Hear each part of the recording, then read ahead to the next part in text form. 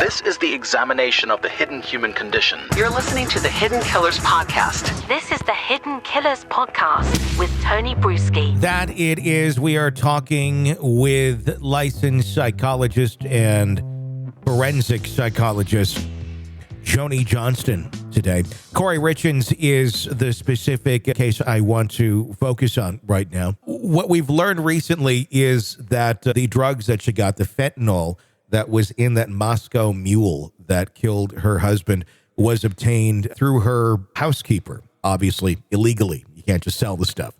About $900 for about 15 to 30 pills. She bought them twice from her housekeeper.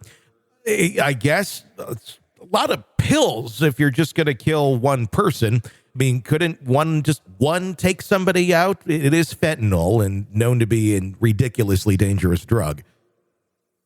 You would certainly think so. Yeah. Although there are certainly allegations that she had tried before to kill her husband and it was unsuccessful. Yeah. So I guess one can make the argument that she was going to make sure this time, or at least have enough in supply that if she had to continue to try, she had the ammunition for it. Sure. And the mindset it would take, it totally shows motive. It shows this was premeditated. I've been planning this out. I'm taking the steps to get there. I guess the question that I think a lot of people have, we see these stories and we go, wow, this looked like it was a somewhat happy home from the outside. But then some people, if they're kind of in a rocky situation, may start looking in their own homes and go, what are the signs that this person emitted that maybe her husband didn't see or did see and just stuck there for the kids, which we do now know that is what he was doing. But do people like this who are planning this, they're planning way in advance for something like this, are there ever signs that one could, take action on other than here's the cocktail, let's do a drug test? It's interesting because I wrote an article a few years back called the psychological profile of a poisoner. And one of the things that the research kind of showed, which was pretty interesting, Tony, is that, as a group, that poisoners tend to be pretty sneaky. And so when you look at murderers who use other kinds of weapons, they're much more likely to be non-confrontational and to appear to be loving and caring while secretly kind of plotting the demise of their loved one. That money tends to be the primary motive. There were a lot of things, looking at kind of poisoners as a group that Kouri Richins kind of tends to fall under that umbrella. Yeah. Although I think she was probably a little more aggressive than, the typical poisoner, if you look at the profile. Sure.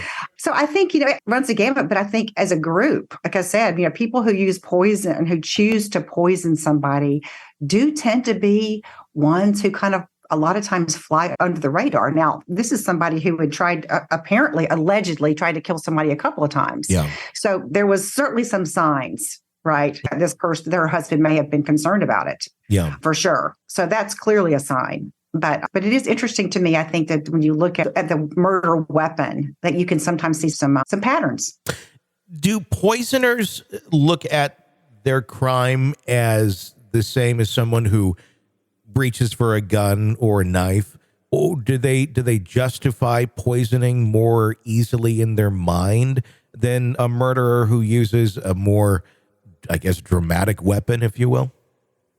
Well, I think that it's more, the kind of the sneakiness that's involved when you're talking about a poisoner, as opposed to somebody who shoots a gun or even somebody who personally wants to stab somebody. And there's a lot of anger and rage.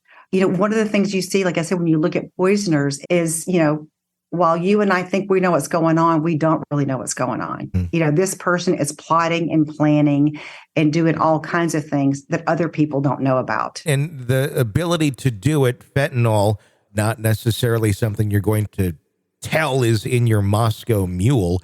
We've heard other stories of people using antifreeze and things of that nature, slowly but surely wearing down someone's liver and things of that nature. Is there, because sometimes when we look at some of these murderers, there's almost like a playbook that some of them go by.